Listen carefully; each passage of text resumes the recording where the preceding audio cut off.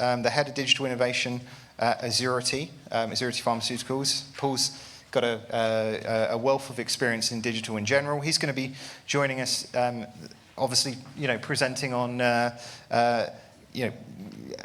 talking around the topics of changing your go-to-market strategy and omnichannel strategy via customer data sets. I'll keep my comments brief. Interesting fact about Paul, he co-founded a foundation called Special and Determined to help families of children with Down syndrome. And that was actually in honor of his own son. Him and his wife did that. So he's got a lot of very personal anecdotes and sentiments to share here. There'll be a little bit of time for questions again at the end before we move on for our next session at 12 noon. So please join me in welcoming Paul as our next speaker this morning.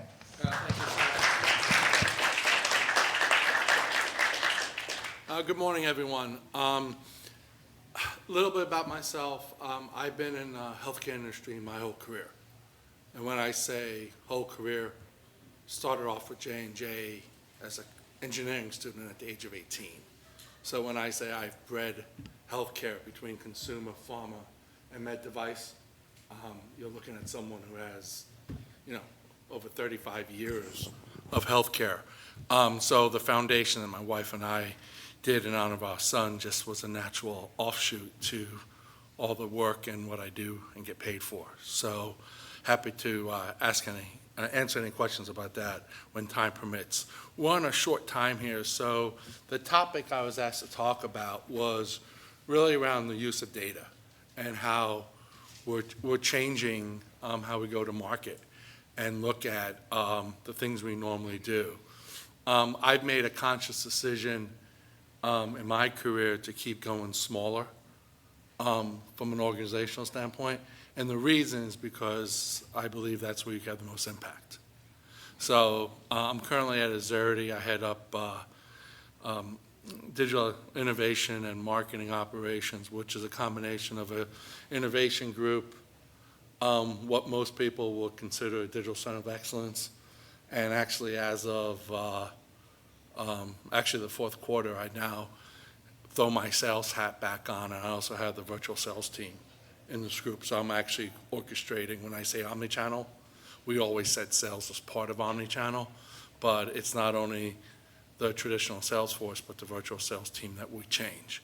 And we'll talk about how data is infusing all of that. But before we get to that, and I have 2 slides, probably about 10 minutes to talk. I really want to let you guys have questions if you have it. Sitting where you are, it's tough sitting through talk after talk with no opportunity to answer or ask questions and just try to catch someone later.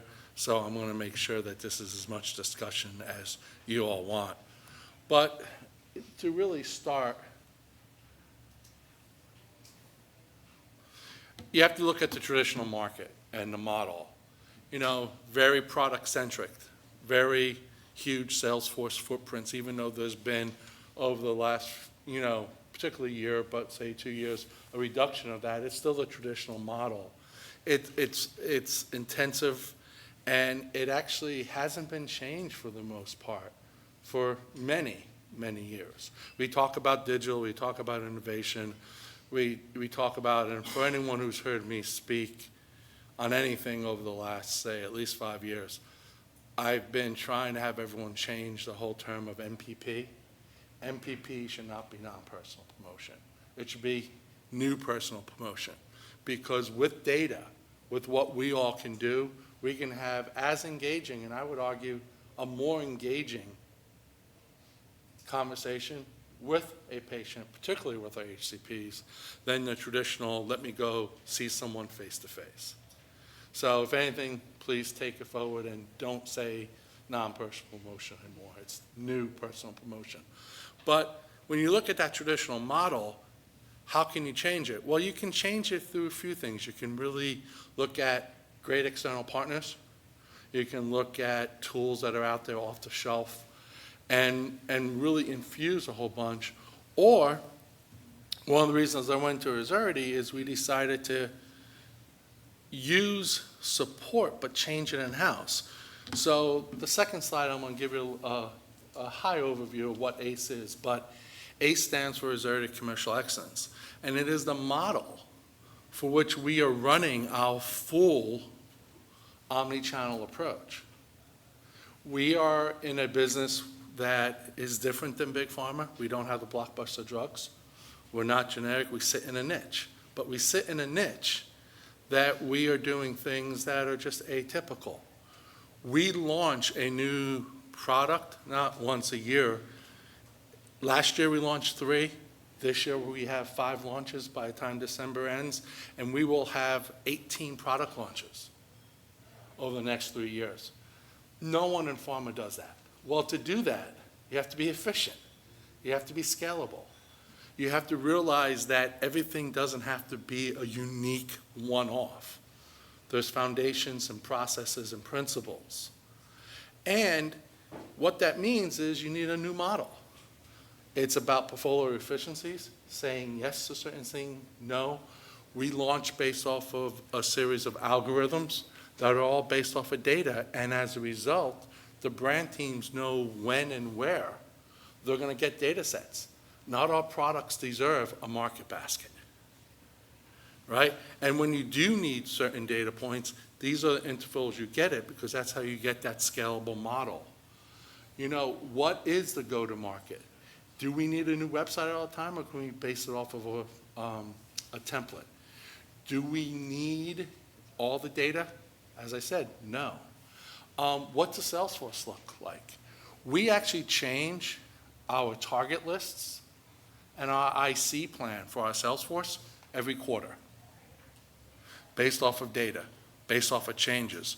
So although that sounds very complex, when you actually have data guide that, at the end of the day, it's not a wholesale change, but just tweaks. But it allows you to move products from a face-to-face sales force to a virtual team to just my team doing everything digitally and back and forth, very timely in every quarter. Was there a question? I saw something. Okay, sorry. So that's what I call the next-gen model, and it's all based off of data. Data that we acquire through, you know, the typical buying functions. Data that is actually really being infused with not just third-party data, but zero-party data. In lieu of all this cookie conversations that started years ago, I made it a point about 2 years ago to really start weaning us off of that reliance. And we are using more and more zero-party data to inform all our decisions. Within ACE, we have built an HCP 360, as well as a pharmacy 360.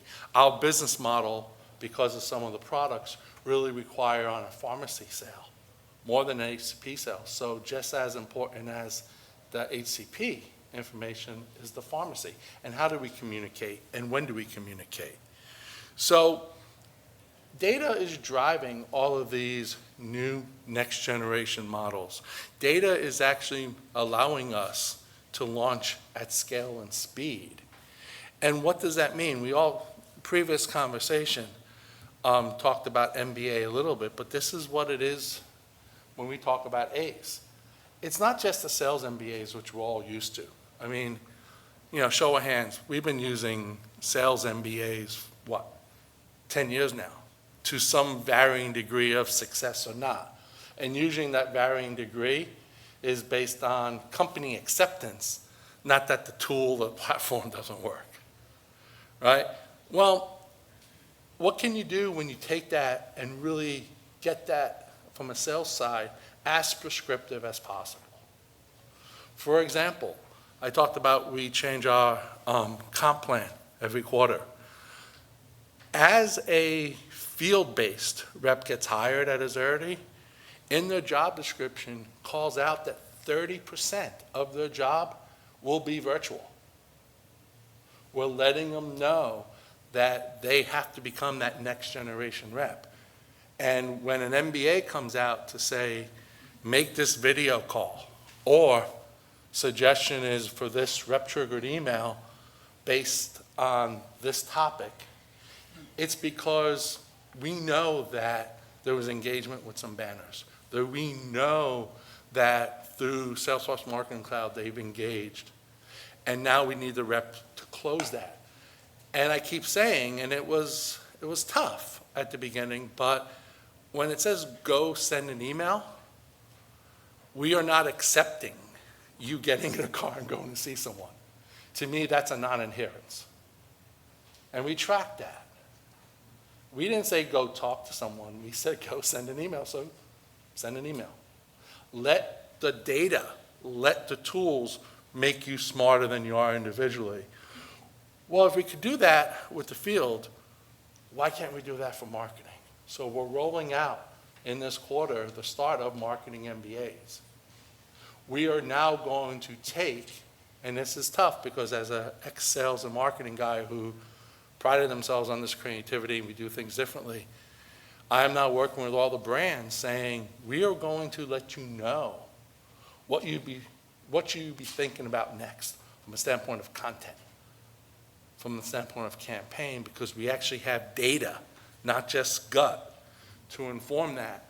And the vision is that once you start doing that, although they're separate, they start interchanging. So each MBA, and MBAs are going to get refreshed every 2 weeks, will actually start making both the sales and the marketing work more unified, and that's where the full omnichannel comes in. I want to adhere to time, and I want to adhere to my earlier statement that if it's 20 minutes, I want to give you half the time to talk. So we have about 7 minutes if there's some questions. If not, I can continue to talk about some comments, but I want to see if there's any questions.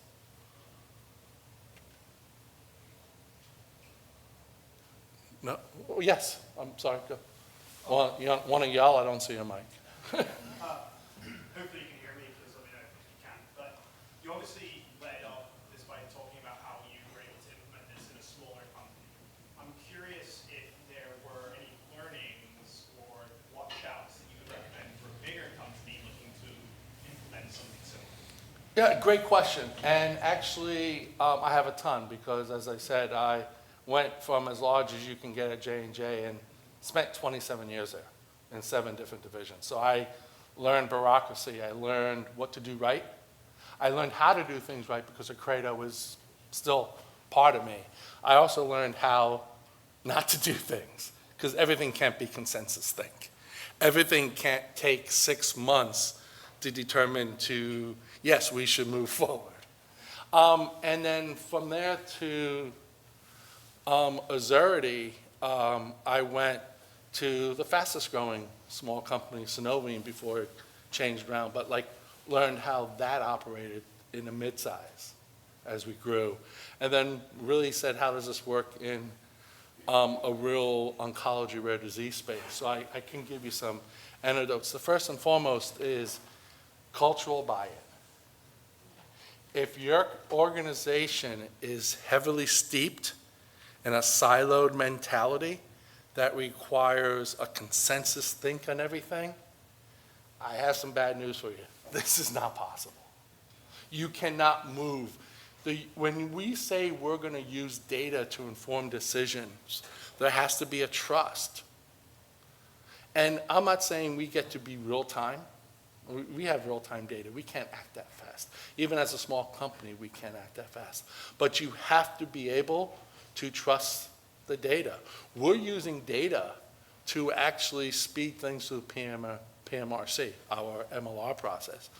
There was a trust, there was a cultural change that had the PMRC team know that when we send a document that's using AI to say, we said we're only going to change X, this document shows we only changed X, we expect a 24-hour approval. That has to be the norm. It can't happen if PMRC is always going to take two weeks to approve.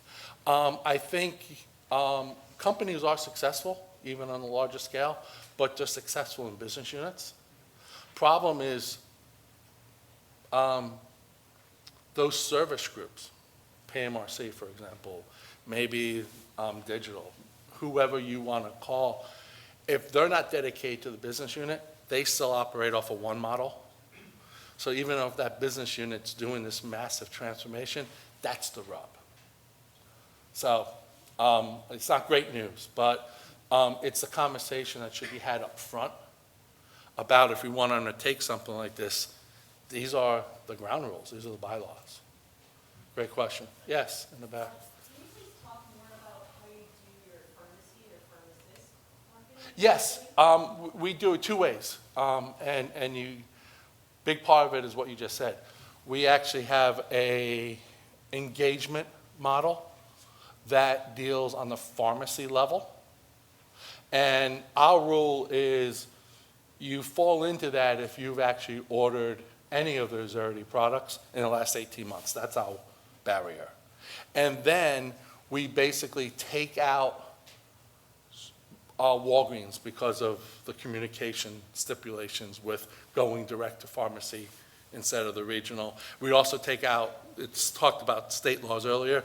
For simplicity, we took out the whole state of California because it's just too many things that can come back and bite you.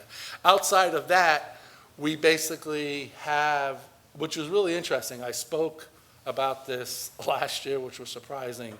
The talk was what old is new again.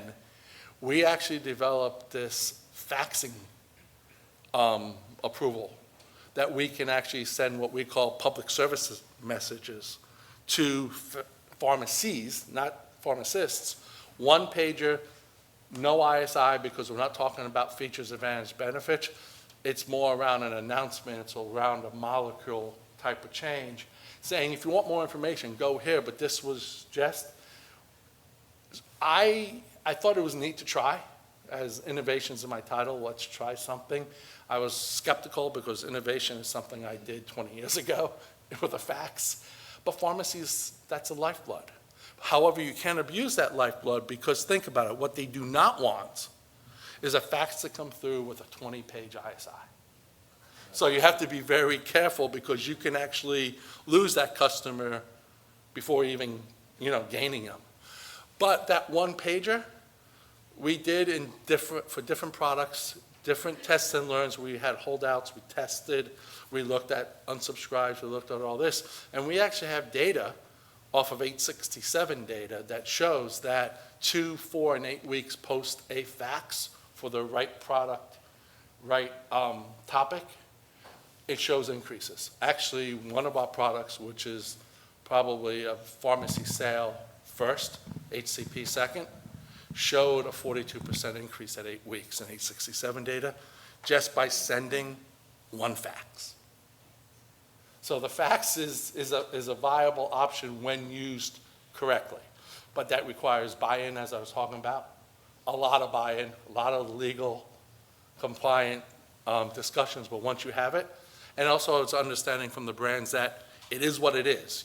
There's no creativity in this fax. It's black and white, public service announcement. On the pharmacist side, and we're going to be running out of time, that's a little trickier, but you need to get the opt-in for the emails.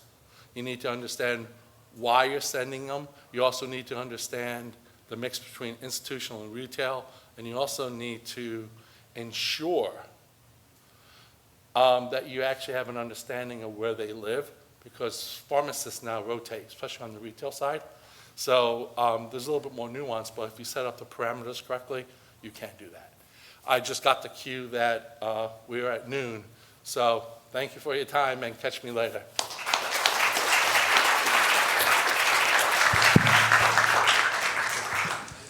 Thank you, Paul. That was nicely finished off there.